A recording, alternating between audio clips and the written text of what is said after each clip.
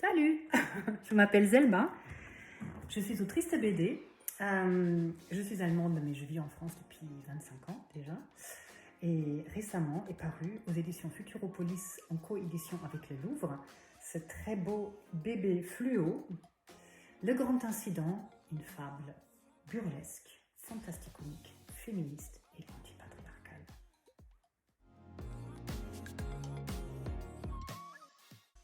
Alors tout a commencé avec cette belle invitation dans la collection Louvre chez Futuropolis. C'était il y a un peu plus de 2 ans et je venais tout juste de boucler le travail sur mon livre d'avant chez Futuropolis aussi, Mes mauvaises filles, dans lequel je raconte la fin de vie de ma mère et la mort assistée, donc des sujets pas très drôles. Et j'avais super envie de faire après un livre un peu plus léger. Mais bon, à l'époque, j'étais déjà pas mal en train de cogiter sur la condition féminine, sur la place de la femme dans notre société, encore très patriarcale, il faut le dire, parce que le harcèlement de rue, par exemple, est un problème qui est encore vraiment présent et dont nous avons souffert, mes amis et moi, pendant de nombreuses années, et qu'aujourd'hui nos filles, nos enfants subissent les mêmes problèmes, donc les choses ne changent pas si vite que ça, malheureusement. C'est pour ça que j'avais envie de parler de cette sexualisation du corps féminin, de la nudité féminine, du harcèlement de rue, et de transposer tout ça via une fable au sein du musée du Louvre, où on trouve, les choses sont bien faites, beaucoup de femmes nues dans les œuvres, et ces femmes nues sont très souvent abonnées à des poses de soumission, d'attouchement non consenti, d'enlèvement, voire de viol, et elles sont juste parfaites pour illustrer mon propos, en fait.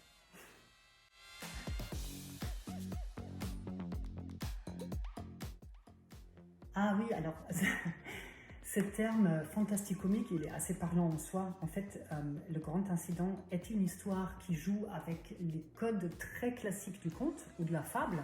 Chez moi, il n'y a pas d'animaux qui parlent, mais ce sont les œuvres d'art qui parlent. Mes sculptures, par exemple, s'expriment en vers. Et les femmes nues dans les œuvres deviennent transparentes. Elles se dérobent au regard des visiteurs pour se révolter, en fait, contre les attouchements et les réflexions irrespectueuses de la part de certains visiteurs mâles du Louvre, qu'elles se prennent assez régulièrement. Donc ça, c'est pour le côté fantastique, parce que c'est quelque chose qui ne pourrait pas arriver dans la vraie vie. Et pour ce qui est du comique, j'aime assez en général aborder des sujets graves et sérieux sur un ton humoristique. Et pour ce livre, j'avais très envie de jouer à fond le côté burlesque, parce que ça me permettait de créer un décalage avec la réalité, aussi d'enlever du drame de ce sujet qui est quand même pas très léger au final.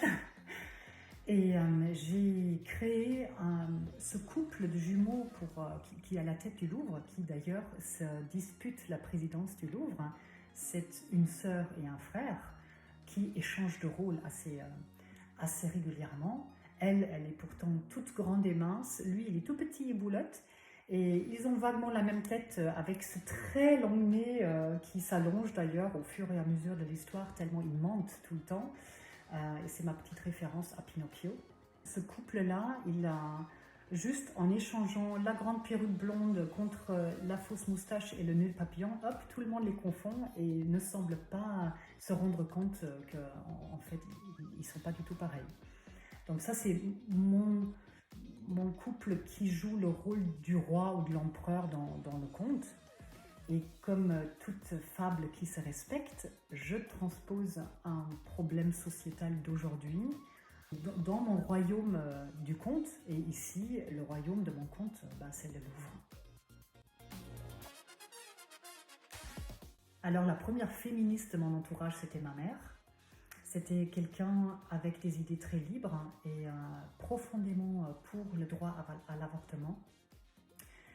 Elle était autrement plutôt ce que j'appelle une féministe de l'arrière-cour parce qu'elle n'a pas pu afficher ses convictions en façade. Elle a toujours fait les choses un petit peu par en dessous, par derrière, parce qu'on était quand même dans une structure familiale assez patriarcale où le père ramène les sous et la mère élève les enfants.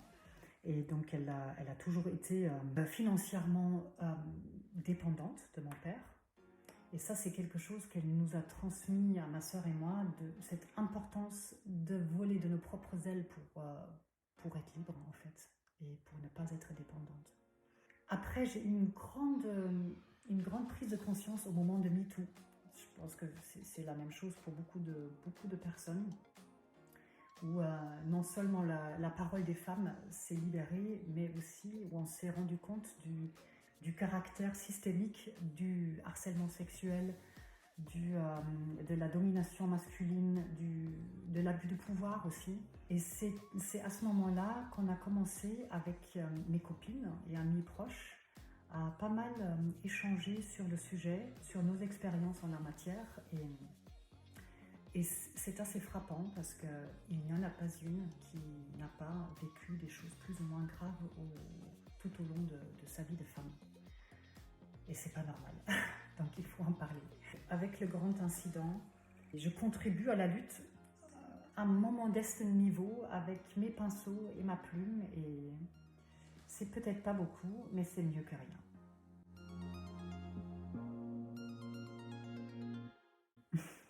Je ne sais pas si le rire peut changer le monde. En tout cas, le rire peut nous aider à mieux supporter ce monde. Et paradoxalement, je trouve qu'avec le rire et la caricature, on arrive parfois mieux à nuancer un propos que si on l'aborde plus frontalement. Alors, toutes les représentations de femmes nues au Louvre ne sont pas dégradantes pour les femmes, hein. Heureusement, loin de là. J'ai soigneusement choisi les œuvres qui illustraient au mieux mon propos. Et dans ces œuvres-là, j'ai retenu tout particulièrement le thème de Suzanne surprise au bain par les deux vieillards.